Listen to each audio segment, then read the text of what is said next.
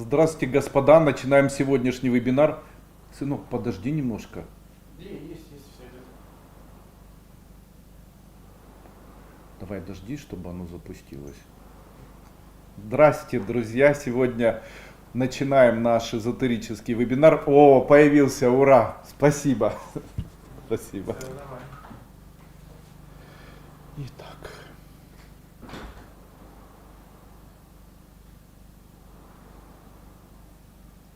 Все. Итак, меня зовут Андрей Андреевич Дуйко. Как всегда по пятницам я постараюсь провести вебинар, который посвящен эзотерике. Сегодня мы будем говорить о личностном росте, о материальном благополучии и о том, на что приходится искать ответы. Но особенно в это время. Итак, вы мне сейчас прямо можете задавать свои вопросы. Ваши вопросы я вижу в этом чате и с удовольствием на них сегодня постараюсь ответить, насколько это возможно. Большое спасибо вам за ваше участие. Надеюсь, моя информация, которую я даю, будет для вас полезной и необходимой. Итак, Инночка, здравия всем, здравия, желания. Сынок купил маленькую кофейню, прибыли нет, не можем продать, не может продать. Подскажите, пожалуйста, какую-нибудь практику для продажи. Для продажи... Надо включить микрофон, что же вы молчите? Так, оказывается, плохой звук. Итак, еще раз, здрасте, здрасте.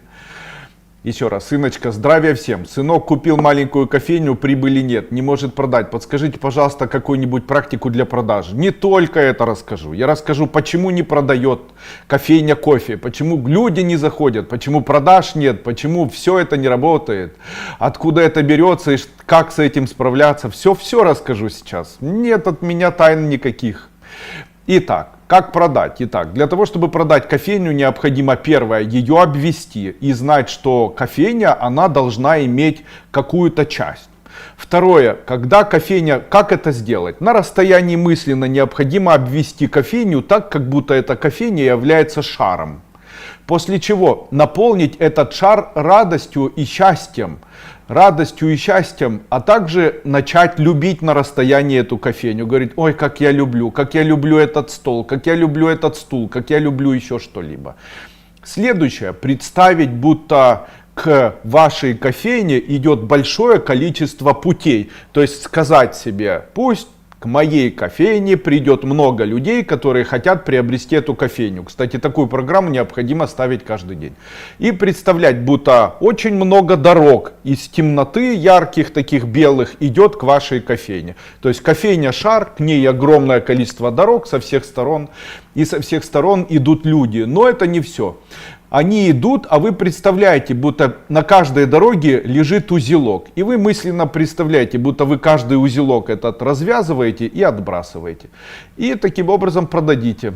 Таким образом выполняйте такую практику ежедневно. Второй вариант, когда очень сложно, необходимо прийти в кофейню, сесть в кофейне, перед тем, как зайти в нее, необходимо сказать: ой, что это за кофейня? Зайду сейчас. После этого заходите туда, говорите: ой, какой красивый прилавок, ой, какой красивый потолок, ой, какое красиво то, ой, какое красивое то. Следующее, как сделать так, чтобы торговать начала кофейня? Как сделать так, чтобы эзотерика могла продавать что-нибудь и помочь торговать и так далее? Как вообще это все устроено? Первое, необходимо, чтобы ваша кофейня имела центр.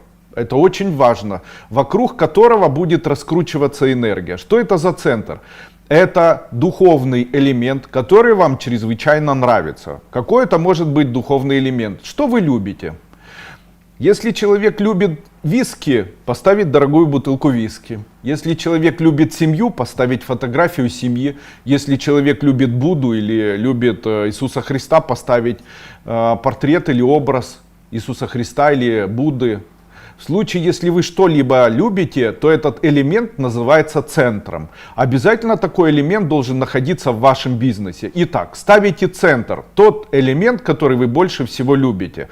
Мысленно представляете, будто вы поставили этот элемент, и от него вверх и вниз пошла спица. Представили, будто вверх и вниз от этого элемента пошла спица.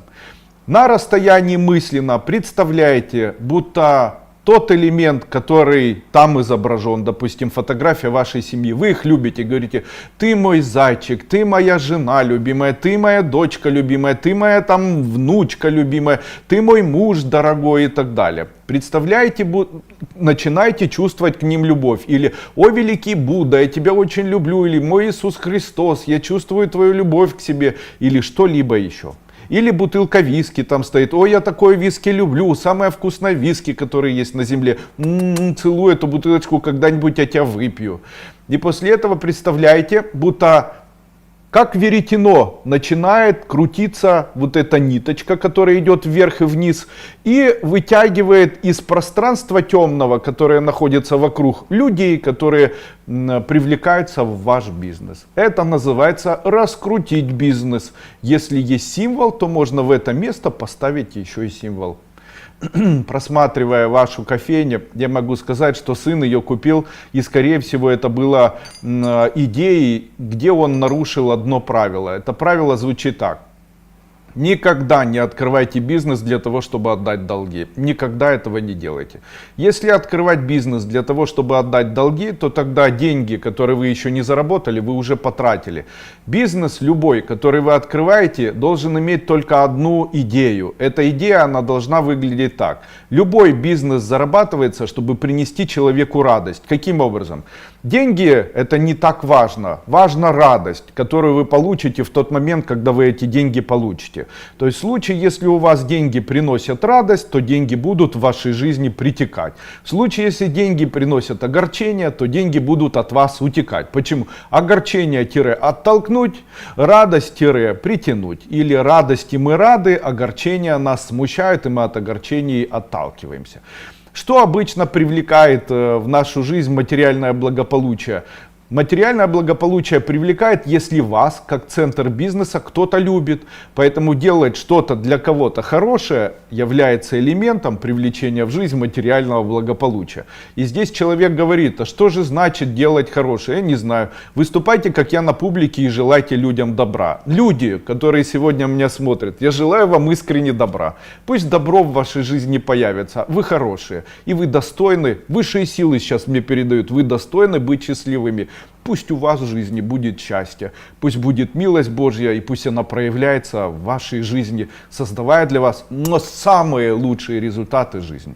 Итак, что сделать для того, чтобы бизнес получался у человека, и что необходимо знать? Для того, чтобы бизнес получался, человек должен знать, что в элементе бизнеса должна туда течь любовь. Какая любовь? Не знаю. Любовь может быть из-за красивой женщины, которая работает продавцом, красиво оформленным магазином, где это все находится, или вашей любови. Поэтому один из самых лучших вариантов раскрутить свой бизнес на расстоянии и чувствовать к нему, а конкретно к этому магазину, ощущение любви. Но любви мы ее не ощущаем особо. Как можно магазин любить? Можно вместо магазина представить, будто там находится магазин, это ваш маленький любимый ребенок. Или вы там маленький человек. Таким образом, думая о том, что там вы видите ребенка, гладя такого ребенка, вы наполняете сам магазин или сам свой бизнес материальным благополучием. Андрей Андреевич, уважаемый, да ладно, так много я на этой неделе получил плохих комментариев. Заблочили мне канал. Люди, да что с вами происходит? Но не тот я человек, который хочет кому-либо зла. Я не являюсь тем человеком, который хочет зла, создает зло и думает о том, чтобы сделать кому-то зла. Откройте глаза. Мой канал YouTube, он посвящен тому, чтобы людям помочь. Почему я врач, который знает медицину во многом даже лучше большинства врачей? Говорю о том, что можно завязать зеленую нить. Да не для того, чтобы посмеяться над людьми болеющими. Зачем мне это смеяться? Это какая душа должна быть у человека, который вдруг решил перед публикой посмеяться над больными людьми? Зачем мне это? Алло. Я это делаю из альтруистических соображений, потому что человек, у которого болит поясница или болит позвоночник, иногда может находиться в таком бедственном состоянии, что ни к врачу обратиться не может, ни еще к кому-либо. Именно поэтому я и советы такие даю, под которыми вы пишете потом, что они отвратительные, я издеваюсь над людьми и не даю этим людям выздороветь. Вообще я хочу сказать, не нужно во мне видеть человека, который хочет кому-либо зла. Во мне этого нет. Не бывает этого. Я зло делаю только за деньги. А бесплатно мне это не интересно. Но для того, чтобы заставить меня делать зло, нужно много заплатить. Просто так я его не делаю. Мне не нужно это. Я живу хорошо, счастливо, с любимой женой, с прекрасными любимыми детьми. Моя жизнь прекрасная, как в раю. Тьфу-тьфу-тьфу. Итак, скажите, пожалуйста, что так сильно меня беспокоит с левой стороны под ребрами? С левой стороны под ребрами вас не беспокоят органы. Вас продуло просто через окно, потому что жарко, вы окно открываете и вас продуло в это окно. И сейчас вы страдаете межреберной невралгией. Поэтому смазывайте камфорным спиртом или мазью с ядами, там, пчелиным, кабриным. Я не знаю, какие еще бывают, и это вам поможет. Также может помочь растирание просто камфорным спиртом. Уважаемый Андрей Андреевич, вы говорили, что путем приношения в жертву огромного количества человеческих жизней лютые злодеи могут искупить свои грехи. Нет, выкупить. Вы не то пишете. Вы не так услышали вообще. Лютые злодеи хотят жить дольше. Они хотят жить дольше, а грехи у них там их бесконечно будут. И вот эти лютые злодеи, они болеют онкологией и хотят, чтобы эта онкология, они хотят выкупить свою жизнь. Стоимость жизни такого человека, она вырастает в зависимости от стоимости его капитала. Так один человек может на протяжении жизни заработать не больше, допустим, там, 300 тысяч долларов всех денег. У этого человека, допустим, который болеет онкологией, у него 300 миллиардов долларов денег. И такому человеку, обычный человек, у которого 300 тысяч, и он приносит жертву, и эта жертва может выкупить его там, куском красного мяса, отданного собаке или брошенного в огонь. А такому человеку, который имеет огромное количество денег, который своровал, необходимо много жертв. Таким образом создаются войны, где эти жертвы, где убивают людей, являются выкупом за жизнь такого вот никчемного воришки, брехуна и так далее. И в этом тоже, это, конечно, очень пугает, это страшная история, о которой я говорю, но это такая вот жизнь, знаете. Плохо это или хорошо? Вы знаете, я отношусь к этому всему как к пути. То есть это путь одной из жизней. Я верю в то, что человек перерождается. Я верю в то, что человек перерождается не только в будущем, а перерождается и в прошлом. И человек, который рождается, имеет определенный урок, который дает ему эта жизнь. Эти уроки мы получаем постоянно, если делаем выводы. То есть, если муж вас бросил, и вы говорите, я его прощаю, но зачем же вы его прощаете, если он был к вам жесток? Наоборот, нужно было сказать, это был плохой человек, он делал мне в жизни много гадостей, совершил много глупостей, я с ним была несчастлива. Больше с таким человеком жить я не захочу. Все, похожий человек в вашей жизни не появится. Потому что когда вы говорите, да я уже забыла, я его простила, все хорошо, я хороший христианин и так далее. Ну и вновь это будет появляться. Почему происходит вновь и вновь гадости? Потому что наше христианское воспитание в большинстве своем говорит о том, что нужно врагов прощать. И дошло уже до того, что их не только прощают, их потом не идентифицируют и даже желают, я читаю иногда, пусть все враги будут счастливы. Как это пусть все враги будут счастливы? Пусть все враги будут врагами, пусть тех, кто убивал, несет ответственность, потому что они негодяи, подлецы, они сволочи. Пусть все, кто участвует в войне, пусть все, кто развязывает войну, пусть эти все люди не имеют счастья, а имеют горе. Пусть они это горе чувствуют каждый день, пусть это горе съедает их семьи, точит их коренья, точит их судьбы и делает их несчастными во всех поколениях. Мы не должны этих людей любить, они негодяи. Таким образом, такие люди идентифицируются, даже если они левым способом проникают. А христианство, оно говорит, прости своих врагов. Нельзя такое прощать. Пусть негодяи будут негодяями. Просто это нужно тихонечко говорить себе. Тогда это с вами не происходит. А то я об этом рассказываю, а люди потом пишут у меня в комментариях. Да, пусть у меня украл тот-то, то. Кому вы пишете? Дуйко не Бог. Скажите это Богу, скажите себе. Я при чем? Я могу только научить, а сделать мне в комментариях написать. Зачем? Я еще не в ранге святых, не могу еще как Петр просить напрямую у Иисуса Христа. Да и жить я не хочу как Петр, и закончить не хочу как Петр. Это был его путь, я не хочу такой путь, умирать на кресте перевернутым вниз головой. Я хочу прожить как счастливый маленький человек, у которого есть прекрасная жена. Я хочу утром просыпаться, ее гладить и смотреть на ее губы. И вечером засыпать ее, гладить и смотреть на ее попу. Это моя жизнь, знаете, она мне нравится. И у меня нет желания кого-то спасать. Я маленький человек.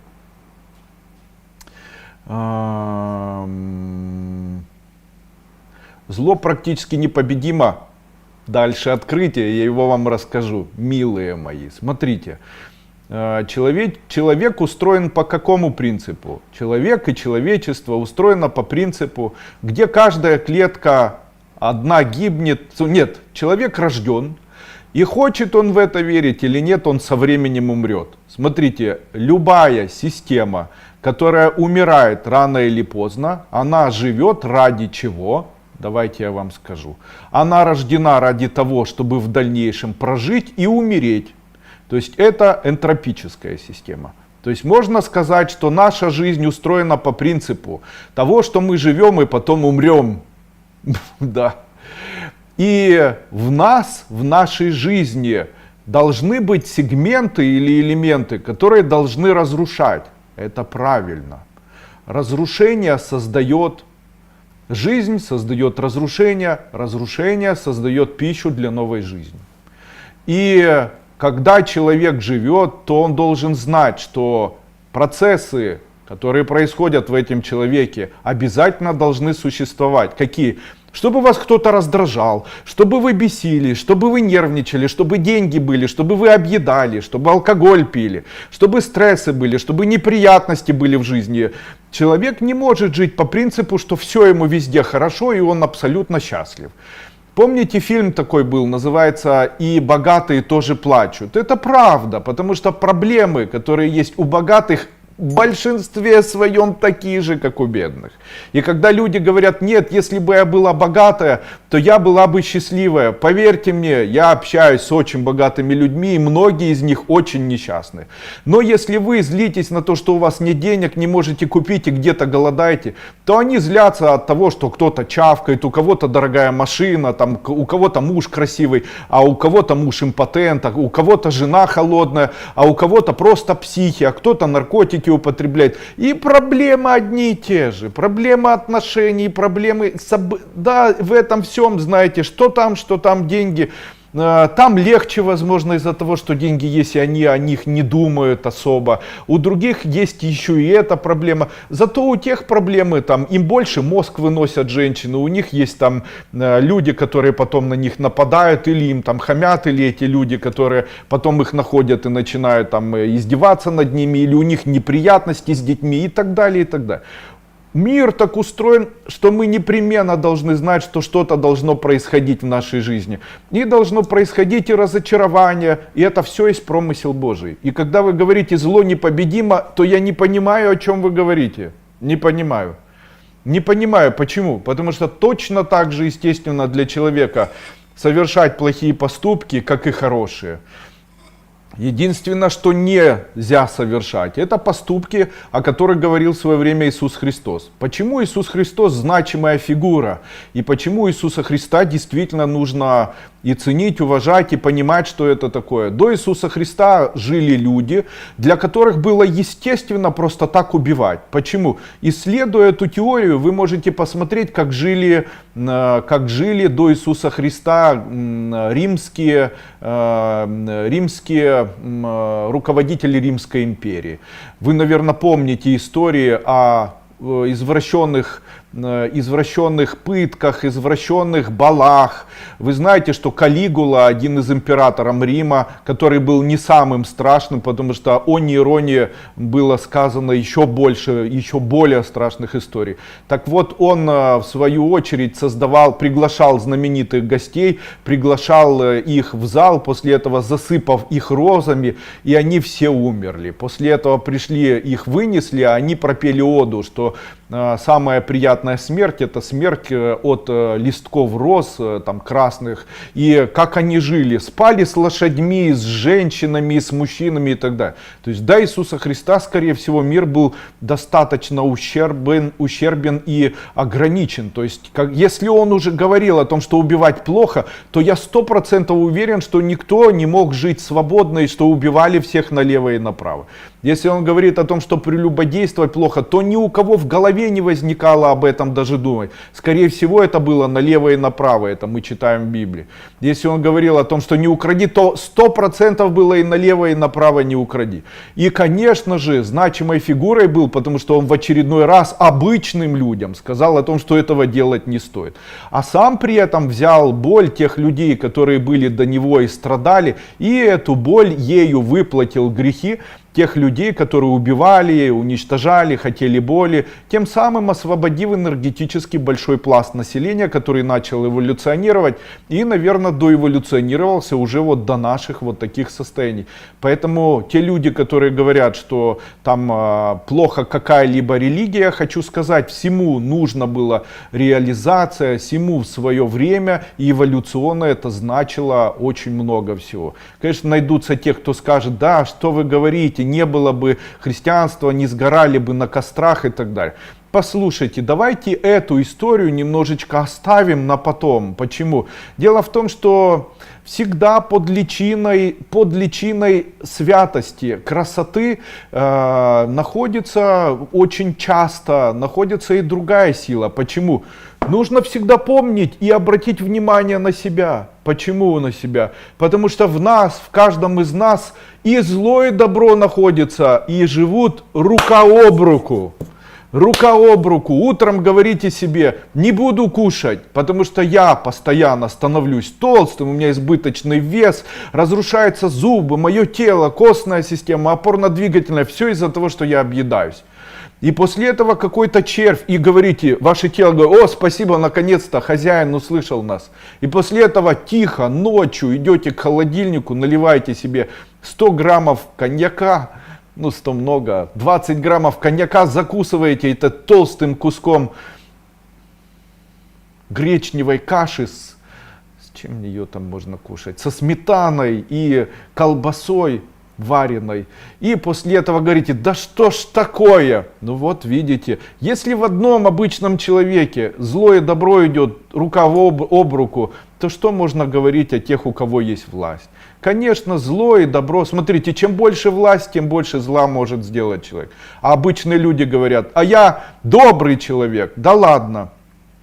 А ходить с кислым лицом и травмировать людей, которые вокруг вас находятся. Подойдите к зеркалу сейчас, посмотрите на себя. Вы создаете вид счастливого человека. Вы знаете, что есть люди впечатлительные, они видят несчастного человека, и у них сердце щемит. А какой вид вы создаете? Я иногда на людей смотрю, у меня создается такое впечатление, как будто они самые пугающие люди на земле. Иногда такие лица я вижу: бррр, бррр.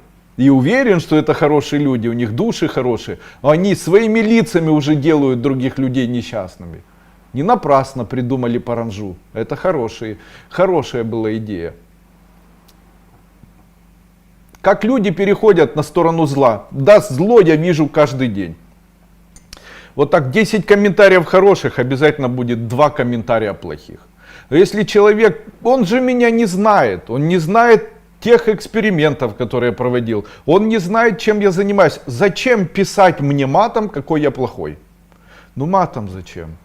Ну плохой я, ну тебе какое дело? Ну людей тебе жалко, ну пусть люди пишут. Ну один раз увидел, зачем сразу матом, зачем сразу оскорблять? Ну зачем? Мне, конечно, все равно, и я даже не обижаюсь, я объясню почему.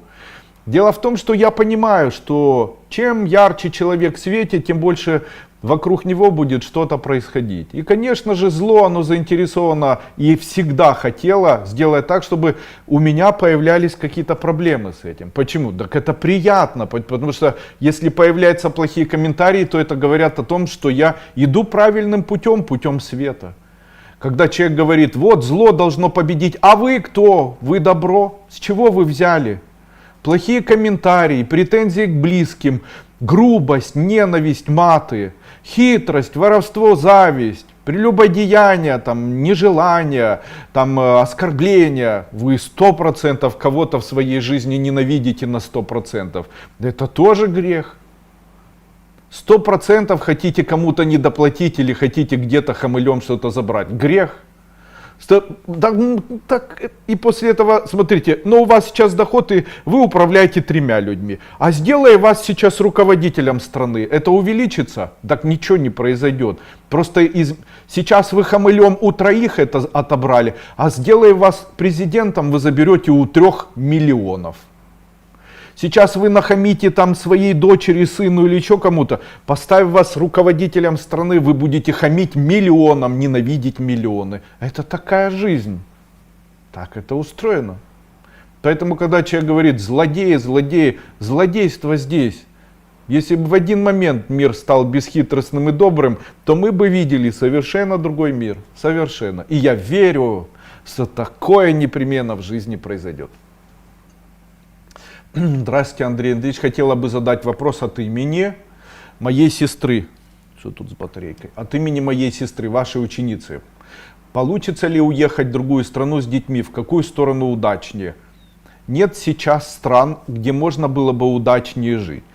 Если вы хотите какую-либо страну, где можно было бы жить так, чтобы было счастье, очень хорошие страны для того, чтобы начать развивать бизнес. Это на сегодняшний день Вьетнам.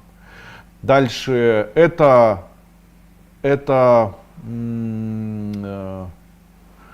Таиланд. Дальше хорошие страны, где Америка. Но Америка, знаете, больше южная. Филадельфия, Массачусетс. Но а северная больше, там Вашингтон, Нью-Йорк, это не очень хорошие регионы. Если вы переезжаете, то переезжайте или старайтесь ехать в Пенсильванию, Филадельфию, вот в эти регионы. Потому что обычно наоборот делают, едут на север, а на севере тяжелее будет жить. На севере чуть-чуть другой иммунитет и к приезжим не очень относятся. Не очень хорошие страны и очень жесткие страны не всегда подходят. Канада, Норвегия. Хотя Норвегия очень хорошо относилась к беженцам. Сейчас эти законы полностью аннулированы. И если человек переезжает сейчас как беженец из Украины, то буквально 2-3 страны может помогать этому человеку. В большинстве своем сейчас лояльно и хорошо относятся к беженцам с Украины. Это Америка, и это Канада. Ну и в общем-то можно предположить страны, где нам понятно может жить. Это страны Прибалтики, это Эстония, Латвия, это Литва, страны, это Грузия. Но Грузия и Латвия и Литва опасно. Дело в том, что клеймо постсоветской страны, оно опасно. Сейчас опасно быть постсоветской страной. Опасно быть молдаванином, опасно быть украинцем, опасно быть эстонцем, опасно быть грузином, опасно быть. Почему? Ну, потому что вепрь может захватить. Зачем? Так, просто так, спасти всех русскоговорящих. Своих не хочется спасать, надо спасти их в другой стране. Поэтому переезжают, пусть. Будут ли они счастливы, если переедут? Будут счастливы, да. Пусть смело переезжают, дети будут очень хорошую иметь жизнь. Если деньги есть, хорошо переезжать, конечно же, там, в Швейцарию, в Голландию. К вопросу про переезд сестры добавлю имена. Сестра Лиза, дети Мария, Эльмира, Тамерлан. Все хорошо будет. Пусть переезжают, смело это делают. Ольга Кнау. Моей дочери Ларии 15 лет, она пусть переезжает в Испанию, им больше всего подойдет. Моей дочери Ларии 15 лет, она хочет поступать в сферу пищевой промышленности. Хочу спросить направление ее. Супер! Она прям смело пусть идет. Технология приготовления пищи и общественное питание. Вообще молодец. Правильно выбрала и будет прямо талантливо, и будет прям мега все получаться. Она правильным путем идет. И Лария умница. И у нее очень яркое и хорошее будущее. У детей, которые сейчас живут, вот у них, которым сейчас там 15, 16, 17, 18 лет, особенно тем, которым 11, 12, 13, 14, 15, их не нужно будет направлять. Эти дети с заложенной программой реализации, их реализация этих детей будет удивительной. Они сами выберут себе и куда поступать, и кем быть. Почему? Они уже гораздо эволюционировали сильнее, чем мы в свое время. Мы не могли понять. У меня, правда, с детства было желание стать врачом. Но это в большинстве своем у многих таких желаний не было. Они слышали своих родителей: будешь юристом, ну хорошо, буду юристом. А сейчас уже много очень есть информации, как живут юристы, как живут повара, как живут рестораторы, как живут там медики, кто такой медицинский работник. Они все это видят и формируют для себя самый близкий вот такой образ. Здравствуйте, хорошего дня. Ой, дякую. Андрей Андреевич, могу ли я использовать такой момент и пройти с вами третью ступень? Первые ступени слушала в свободном доступе. Да, можете. Валентина, пройшла декілька обрядів та санге, слухаю шуми, змін суттєвих немає. Супер. Проходжу калачакру йогу. Підскажіть, щоб зробити, щоб зрушити з місця. Дякую. Милые мои друзья, вы должны знать, что любая магия, которой я обучаю, она связана с концепцией нашей школы, философии. Это философия, которая начинается с прохождением первой ступени. Первую ступень платно и бесплатно можно пройти в YouTube. Бесплатно есть в YouTube. Начните с нее. Почему нет никаких изменений? Любая магия, там, где вы дышите коды или занимаетесь обрядами какими-либо, она связана с тем, что нужна энергия.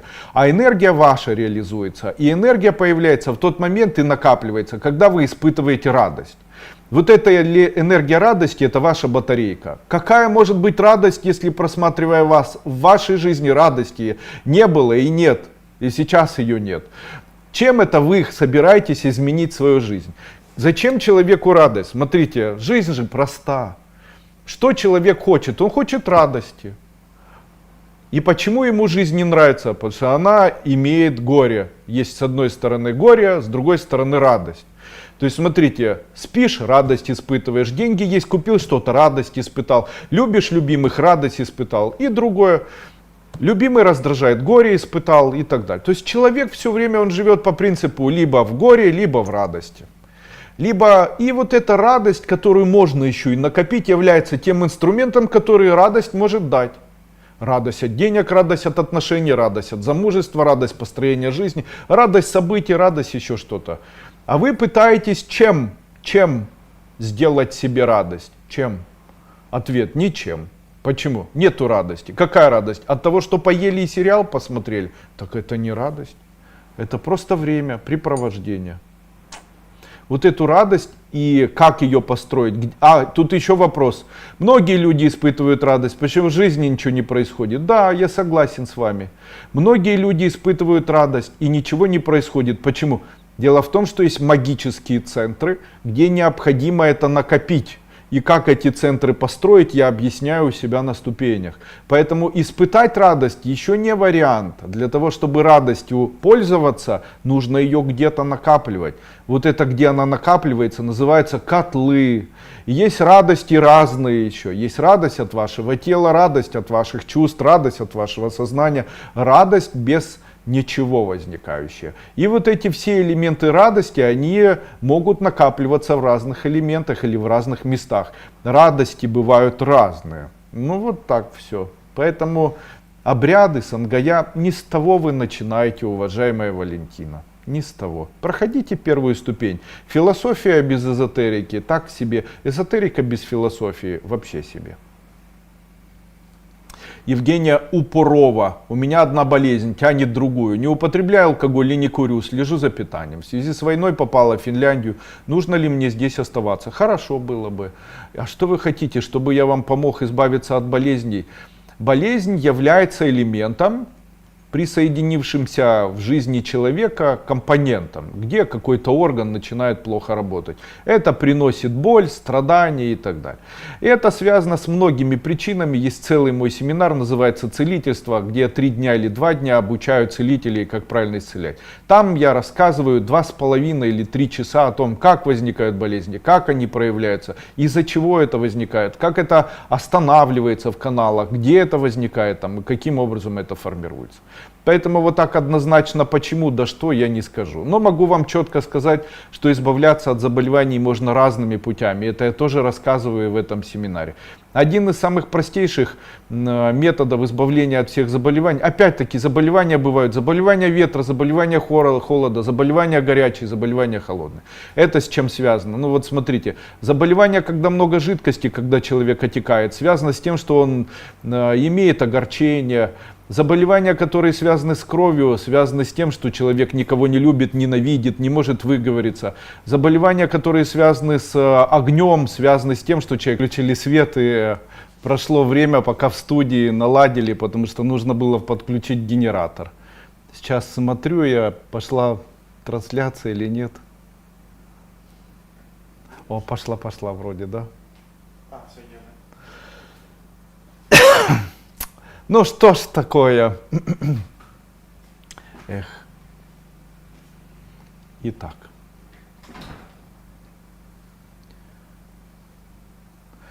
Итак, не употребляю алкоголь, не курю, слежу за питанием. Как вообще заболевание из себя убирается? Представляете себя маленькой на расстоянии и хорошей. Представляете себя другой, не хорошей, не маленькой, злой, это болезнь. И эту болезнь от себя отгоняете, бьете ее, прогоняете и так далее. Вот это обряд такой, он очень эффективно работает, который может помочь избавиться от самых тяжелых заболеваний.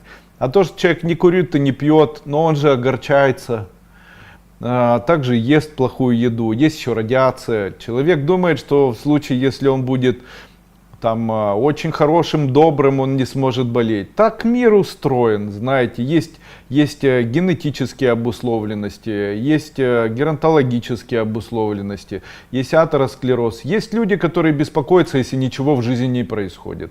А есть люди спокойные, когда что-то происходит. Так еще реакции наши, знаете, для одних неважное может быть важным, для других важное совершенно неважным. И человек, который говорит, что я не пью, не курю, почему же я болею? Да, все болеют. Все люди на земле болеют, рано или поздно это происходит, никак от этого избавиться невозможно.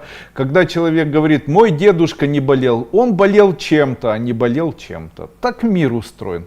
Также у одних есть отягощенная генетикой физиология, у других людей отягощенная местом пребывания. Есть места, допустим, там Винницкая область, Липецкая область, там, допустим, тот же самый Майами, везде высокая радиация, знаете. И много есть мест таких, где очень высокая радиация. Есть места, где очень страдают суставы. Это, допустим, места, где люди живут в горах. И, допустим, жить рядом с горой Кайлас плохо, потому что туда приезжаешь, они все поголовно болеют суставами. Но зато не найдешь никогда ни одного человека, который в Иордании болеет суставами, потому что в низменности суставы лечатся, на горах суставы начинают болеть. Поэтому алкоголь и не алкоголь. Конечно, если пить очень много алкоголя и много курить, то есть заболевания, отягощенные алкоголем. Но есть люди, у которых выделяется больше, чем у обычного человека, там, допустим, алкоголь гидрогеназы, фермента, который расщепляет алкоголь. А есть такие люди, у кого вообще не расщепляется. Поэтому, знаете, что для одного жизнь, для другого совсем не жизнь. Поэтому, конечно же, лучше жить так, чтобы было в жизни после 45 или даже 50 лет. Хорошо так жить, чтобы был там однодневный голод раз в неделю, чтобы была баня не горячая, чтобы без веника, а просто попариться, чтобы пот вышел. Водичка чистая, чтобы была в жизни, поменьше кофе, меньше алкоголя, полноценный сон, в небольшом количестве фрукты, отсутствие рафинированного сахара, дыхательные упражнения без каких-то там бешеных активных нагрузок, периодически, даже если не интим, то хотя бы тактильные какие-то обнимашки, да, там разговоры, коммуникация без каких-то нервных состояний, отсутствие агрессивной информации и так далее. То есть человек должен вот более... Тогда и легче человеку живется, и болезни нет. Так как мы живем, страшно нам, переживаем очень долго в телефоне. После этого из-за стрессов наедаемся, после этого не знаем, как себя успокоить, ночью мебель переставляем, не спим, рано встаем, постоянно себя в чем-то обвиняем, при коммуникации то завидуем, то обижаемся, то злимся, то претензии, то еще что. Ну такая жизнь у нас. В этом и радость этой жизни, знаете, в том, что бывает и какое-то изменение в виде вот таких моментов жизни. Елена Жовтана. Мой сын Андрей, 37 лет, уже 10 лет в разводе. Женится? Да. Будут у него дети? Будут. Откроют мне в июле визу в США. Показывают, что нет. Елена Тост. Учитель, скажите, пожалуйста, где нам с мужем лучше быть? Оставаться в Украине или уехать в Испанию или Германию?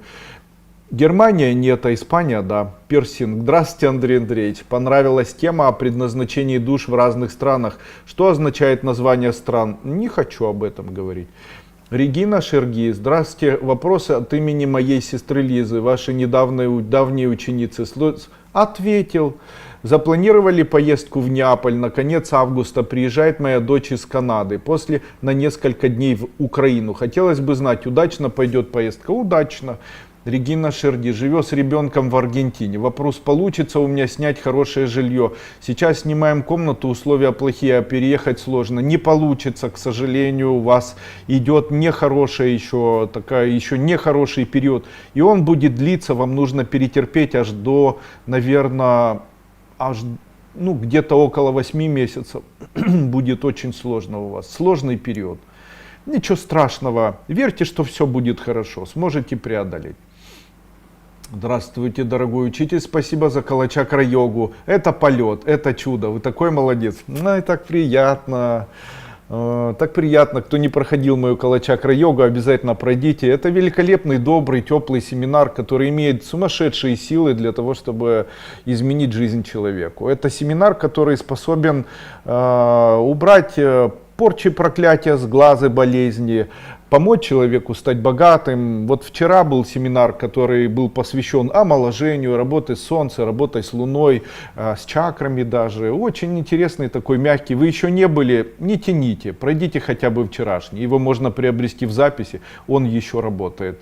И будете очень-очень приятно удивлены. Вы должны знать, что каждый семинар, который я делаю и создам в будущем, это эволюция. Моя эволюция возможностей, эволюция энергии, эволюция способностей.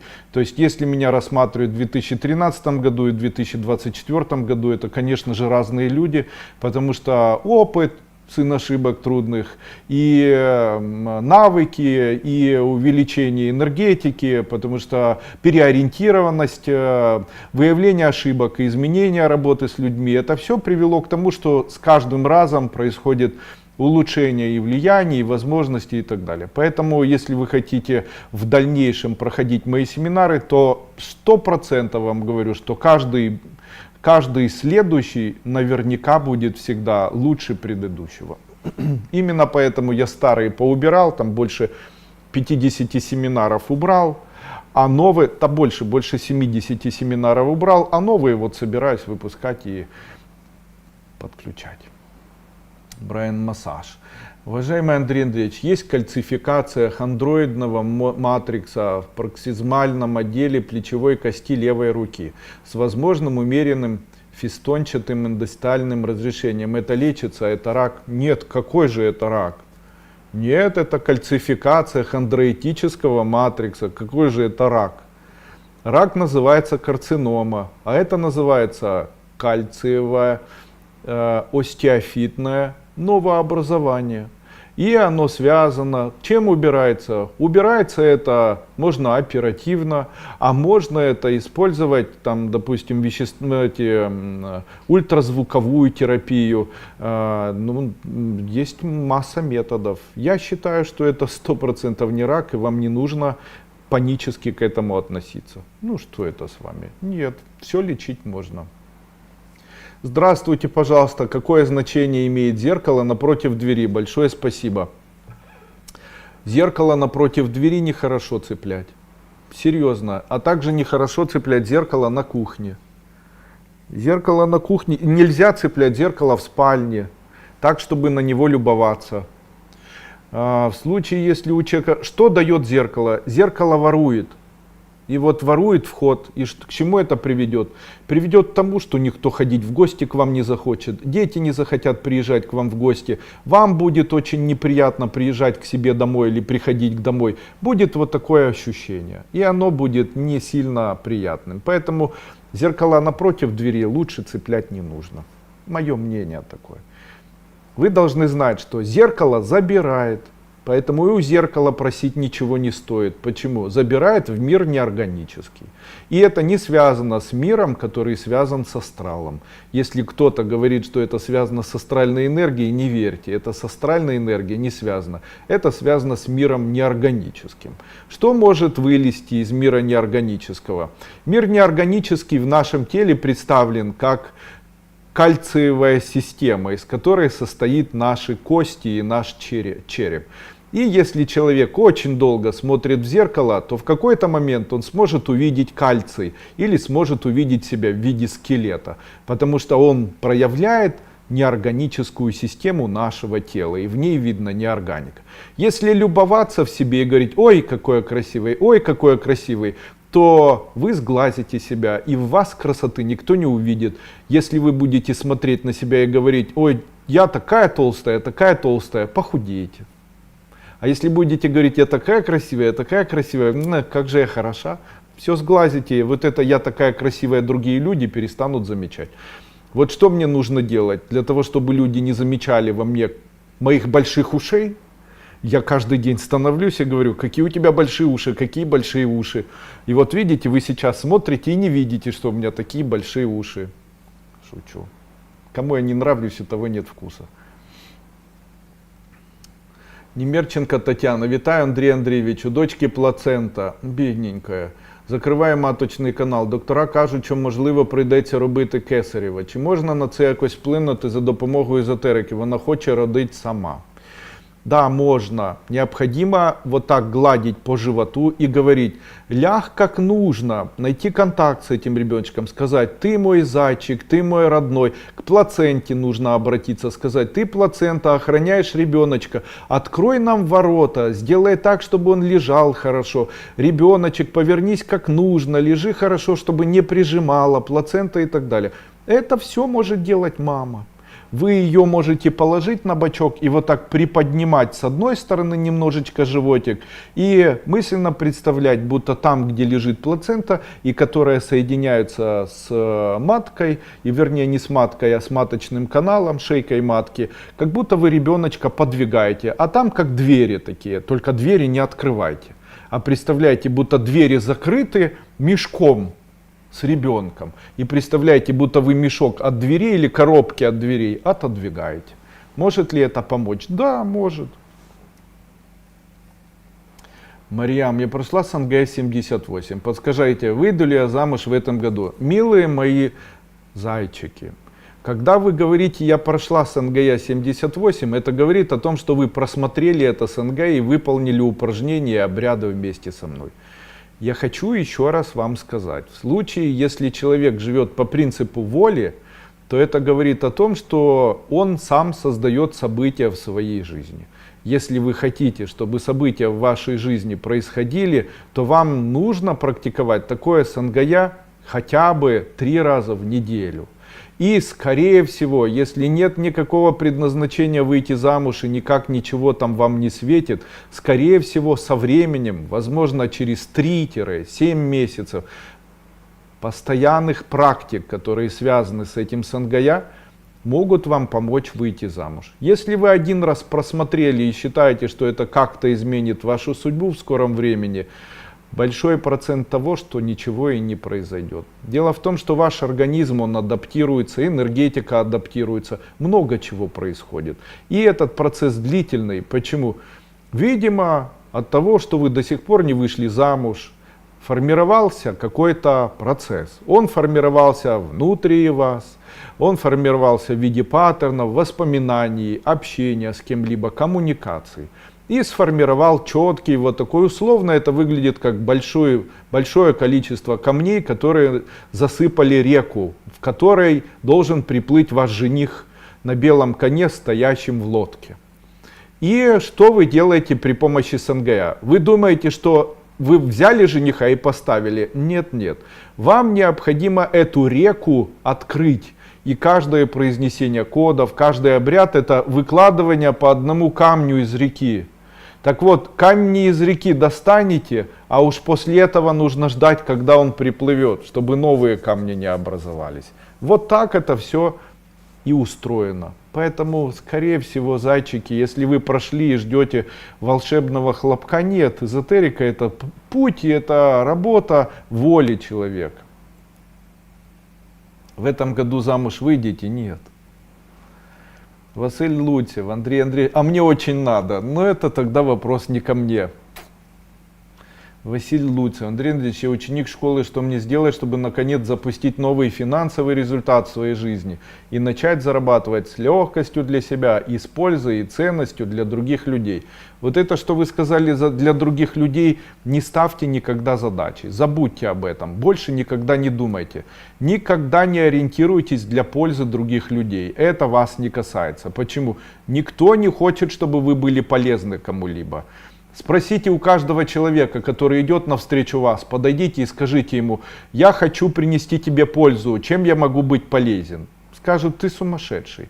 Не нужно ориентироваться на то, чтобы принести пользу. А на что нужно ориентироваться? На сегодняшний день любой бизнес, которым может заниматься человек, может быть успешным. Каким образом это формируется и какие есть категории этого всего? Вы должны знать правила. Первое. Деньги текут только к тому человеку, к которому течет любовь. Но кто же может о вас думать постоянно и любить вас постоянно? Это могут только очень близкие люди. Жена, ребенок и даже собака. Люди, к которым вы можете обращаться ежедневно через экраны телевизоров, тоже могут к вам относиться хорошо. Поэтому записывайте видео там, со своим товаром и так далее. Что лучше всего сейчас для людей, вы, исходя из всего, находитесь в Украине, что лучше всего делать? Вы должны знать, что до начала войны, СВО-войны, было огромное количество российские компании, которые имели производство у себя и продавали в Украине. Сейчас этих компаний нет. И открылся рынок. Этот рынок, он большой. Этот рынок, в котором, как ни странно, нуждаются люди. Это рынок продуктов питания, изготавливать продукты питания. Рынок изготовления будь чего. Потому что рынки сейчас на Украине пустые, в Украине вернее. Повыезжали люди, которые занимались бизнесом, повыезжали люди, которые занимались завозом товара, повыезжали люди, которые там чем-либо занимались производством, повозили предприятия. И эти рынки сейчас свободны. Вы можете смело заниматься абсолютно любым производством, даже мелким, это будет получаться. Каким конкретно? Любым, от изготовления кирпичей до изготовления лекарственных препаратов. Все зависит от того, сколько у вас денег. Как научиться или что делать? Ой, я вас прошу. Взяли сахар. После этого взяли аппарат, купили, который называется стикеровочная машина. И начали выпускать стикеровочные саше с медом, или с сахаром, или с перцем, или с солью, или еще с чем-то, или еще с чем-то. Теперь ваша задача, второе, у вас есть товар, теперь начните его продавать. Выступайте перед публикой. Можно научиться делать мыло в домашних условиях, можно научиться делать моющие вещества. Купили куб, там он стоит недорого, в кубе это все смешали, разлили в 5-литровые банки, выступили в ТикТоке и говорите: вот такая 5-литровая банка будет стоить 200 гривен, себестоимость 7, плюс бутылка будет еще 5, 12 гривен вот можно продать по 200. Ну, я не знаю, можете по 100 продавать, будет быстрее продаваться. Плюс отправка, можете говорить бесплатно. И так далее. Это все можно делать, это сейчас легко. Итак, коммуникация. Вы хотите говорить о том, что у вас это есть, чтобы вас смотрели. Дальше производство. Как научиться что-либо делать, можно посмотреть в Ютубе. И желание. Конец. Люди говорят: а как же документы, ЧП и так далее. Ой, я вас прошу.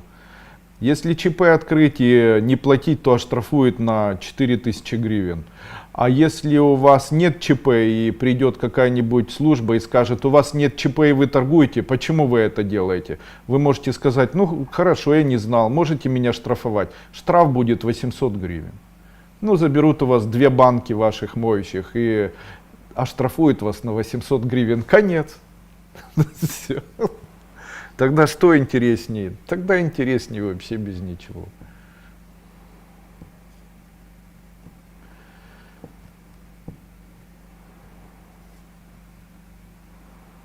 Доброго вечора, шановний Андрій Андрійович. Щасливо, що навчаюся у такого видатного вчителя. Радію кожній зустрічі з вами. Син вже 2 роки в розводі, чи жениться ще, будуть діти? Так. И выйдет и женится, и дети будут еще, скорее всего. Да, все нормально. Начинать ли мужу заниматься снова бизнесом? Начинать, будет получаться. Расскажите, пожалуйста, как вы учились понимать живопись? Покупал книги по живописи, смотрел программы. Когда человек выбирает для себя постоянно информационное оснащение жизни. Одни люди любят кино смотреть, одни люди любят читать. Есть люди, которые просто ничего не хотят, никакой информации.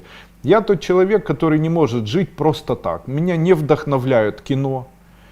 Я не могу смотреть на сцены, красивые даже сцены, там, оголенных тел, там, создающих страсть или переживания. Мне этого не нужно, потому что в моей жизни я просматриваю людей, и мне кино своего хватает. А интересные есть темы, которые меня вдохновляют. Допустим, одна из интересных тем — это живопись, как ее понимать. В свое время я посмотрел цикл программ, я люблю цикл программ о музыке, циклы программ о живописи. Начало формироваться свое мнение, подписался на какие-то сайты, купил книги, не торопясь эти книги начал читать, там вот интересная книга Сати. Очень много есть Ребекка Сати. Очень много есть такой информации, которая доступна. Сейчас каждый человек может стать экспертом, плавно сначала получать информацию, разбираться. Там как начинается обучение живописи, как вообще ее воспринимают. Воспринимают сначала по каким-то ключевым категориям. Эти ключевые категории, там, как ты ощущаешь сам цвет, то есть она горячая или холодная, создает тепло или нет, как ты ощущаешь ее, как колючая или как гладкая, ты ее ощущаешь как вдохновляющая или подавляющая, то есть ориентируешь ее на чувства и начинаешь по чуть-чуть понимать. Потом вторым элементом было это, допустим, ощущение, что вот тебе что-то непонятно, и ты начинаешь читать об этом художнике. Допустим, о Пабло Пикассо. Начинаешь читать это как интересную книгу, где он жил, какая была история его жизни, с чем он сталкивался в жизни, где он находился, там, в Италии его период, испанский период, когда он нарисовал знаменитых купальщиц, которые вот так вот кричат, потому что они никому не нужны, с этими мячиками, зная, что война и так далее. Картина, которая нарисована как теплая, картина красивая, таких полуобнаженных женщин, коряво изображенных, создает иллюзию такую, что в общем-то война, и он об этом через эту картину пробовал кричать. Как бы все кричит, но женщина все равно остается женщиной, ей все равно хочется радости, но не понимает, что это все подавляет. Обычных людей, которые видят знаменитые картины Пабло Пикассо «Купальщицы», обычно это шокирует, потому что они говорят, да что же это такое, это же мазня какая-то. На самом деле, если вникнуть в работу каждого художника, то можно очень много увидеть совершенно других. Что можно увидеть? Живопись, она так устроена, что живопись, она не дает увидеть. В ней нужно ощущать чувства. Видели когда-нибудь людей, которые садятся возле какой-либо картины и сидят? И чего-то смотрят, и чего-то ждут. Как вы думаете, что они ждут? Дело в том, что многие ждут чувства, которое возникнет, и оно может возникнуть невербально, через подсознание, не дающееся сознанием. Так иногда возникают чувства к какому-то полотну. И почему это полотно нравится, а потом объяснить себе человек не может. И это такая особенность. Чем больше людей появляется, которым нравится определенное чувство, которое передается полотном, тем знаменитее в дальнейшем становится полотно. Почему появляются полотна, которые стоят очень много денег? В свое время компания открылась, которая оценивает полотна. В этой компании была совместная работа одновременно знаменитых банков, которые покрывали стоимость этих полотен или выкупали для этого аукциона, и людей, которые занимались оценкой вот этих полотен и стоимостью, проводя определенные аукционы. И начали появляться полотна, которые покупались за чрезвычайно большую стоимость. Для чего это делалось? Дело в том, что это обычная схема. Она выглядит следующим образом. Берется оценщик. И этот оценщик после этого берет и делает полотно, которое он приобрел за $1000, но исходя из знаменитого имени, берет и ставит за него стоимость. И эта стоимость, допустим, может стоить там $20 миллионов. После этого он тот человек, который берет кредит в банке и заставляет это полотно. После этого банк дает кредит под это полотно $20 миллионов, и полотно, фактически оцененное за $20 миллионов, является залогом, которое было оценено за $20 миллионов. После этого банк забирает полотно за $20 миллионов, которое на самом деле так дорого не стоит, выставляет его на аукционе за эту стоимость, и, конечно же, его никто не покупает, и оно потом переходит куда-нибудь в такое место, где его никто больше никогда в жизни не увидит. Скорее всего, переходит в какие-то частные коллекции банкира.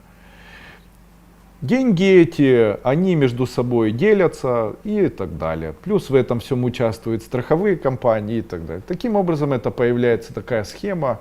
И эти схемы, они до поры времени работали. Сейчас все понимают, что это схемы, и, конечно же, с улыбкой уже к этому всему относятся. Обычно это неудавшиеся полотна, которые неудавшиеся или непродаваемые полотна, но при этом художников, которые при этом имеют сверх такое яркое выраженное имя. Огромное спасибо за вчерашнее занятие. Посмотрите, получилось построить гармонизатор? Да. А на мне карма рода, из-за этого я так сильно болею. Я один, и рода остался. Так и есть. Скорее всего, так и есть, за грехи рода отвечаете. Так и есть, Андрей. Поэтому и не получается так легко вас выкупить. Алла Примак. Спасибо за возможность учиться. Спасибо вам. Подскажите, получится у меня развестись, переехать жить в другой город? Да. Муж обижал и наркоманил, его в реабилитационный центр закрыли. Вы правильно и поступили. Андрей Андреевич, на Ивана Купала всегда разжигали костер и прыгали через него. В одном из вебинаров вы сказали, что через костер нельзя прыгать. Можно слышать об вас, об этом обычае? В случае, если у вас есть очень много женщин или мужчин, и вы хотели бы с ними еще жить, если у вас есть любимый человек, то попрыгайте через костер, и этот человек перестанет о вас думать навсегда. В случае, если вы холостая молодая девушка, хотите новых отношений, новых связей, то прыгайте через костер. Поэтому все в порядке.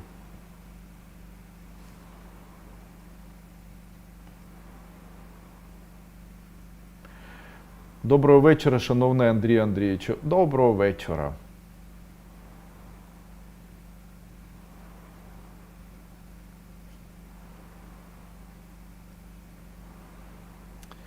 Может, уже сегодня не будет? Нет, она появилась, еще сегодня будет. Итак, щиро дякую вам за вашу працю, поки що користуюсь, які даєте. Син випиває, ви помагає, але не надовго. Зробіть, щоб я могла заплатити, трошки не получается.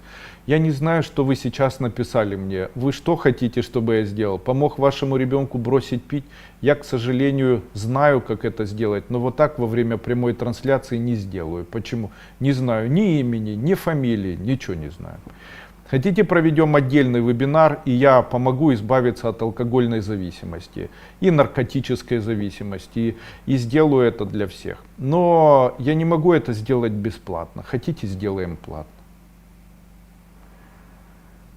Живу в Словакии, останусь с мужчиной, с которым сейчас встречаюсь, он иностранец. Если встречаетесь и спите, скорее всего, да.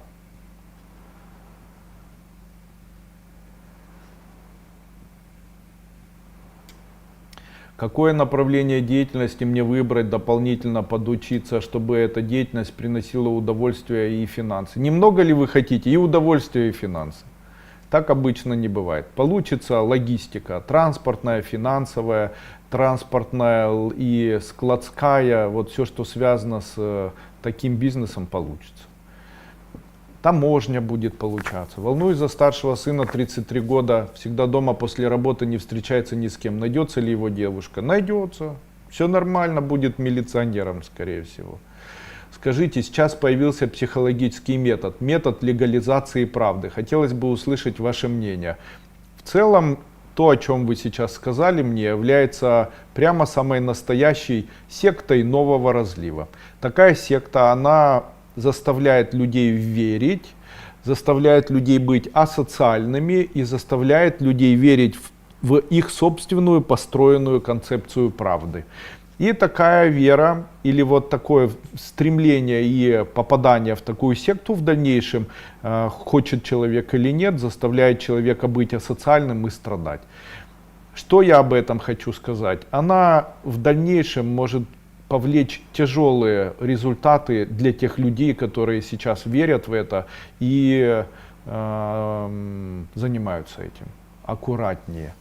Мое мнение, мое неположительное. Ирина, буду вдячна вам за відповідь, в якій сфері можна максимально реалізувати. Ну о чому ви, в якій сфері? Подстригайте. Здравствуйте, Кристина, 32 года. Отношений давно нет. Все говорят, нужна семья, рождение детей. Это путь, который нравится Богу. Богу нравится ваша жизнь. Просто живите. Есть такие женщины, которые не могут выйти замуж. Для чего им это? Или родить детей. Это путь, который выбирает женщина. Это путь высокой духовности. Он написан в Махабхарате и тоже имеет быть.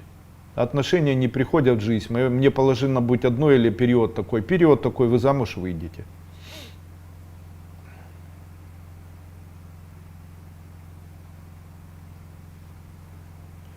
Порадьте, будь ласка, езотеричний метод, щоб знайти котика. Положите тарелочку дома и каждый день зовите возле тарелочки. Говорит, ты мой зайчик, кыс-кыс-кыс, вернись к нам, кыс-кыс-кыс. И вернется.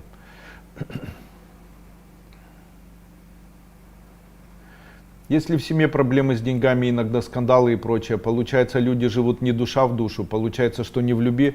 Нет, люди бывают, что живут и не душа в душу. Дело в том, что люди разные. У женщины из-за похудения может отсутствовать либидо, она не хочет интима. У мужчины из-за тяжелой работы может наоборот присутствовать желание там бесконечное. На этом фоне женщине не хочется, мужчине хочется. Могут происходить скандалы, но есть еще душа. Несмотря ни на что, есть секс или нет, есть деньги или нет, берегите душевные, теплые отношения, взаимоуважение и терпеливое отношение к тому человеку, с которым вы живете под одной крышей. Находите чувства и ставьте эти чувства и теплые чувства, ставьте превыше всего остального, превыше денег, превыше секса. Теплые чувства. Нравится, не нравится, он все равно рядом с вами. Поэтому не можете любить как мужа, любите как брата. Не можете любить как брата, любите как отца. У вас же с отцом не было секса, не было, но вы же его любили, ну так и мужа тогда так любите. Нету там, можно любить просто как самого близкого человека. А там все остальное претензии, плохо зарабатывает, там как-то себя ведет, там хамит и так далее. Ну и отец у вас тоже хамил, там, или там друг когда-нибудь хамил. Ну что ж, на это надо сразу так обижаться. Чувства, надо, чтобы чувства были. Ищите возможности, чтобы эти чувства были. Теплые чувства друг к другу, они привлекают в жизнь материальное благополучие. Я желаю вам счастья. Извините за то, что наш семинар сегодня чуть-чуть прерывался. Пусть у нас всех будет все хорошо. Любви вам в вашей семье. Пусть в ваших семьях будет любовь и теплота. Пользуясь случаем, хочу пригласить вас на свой марафон.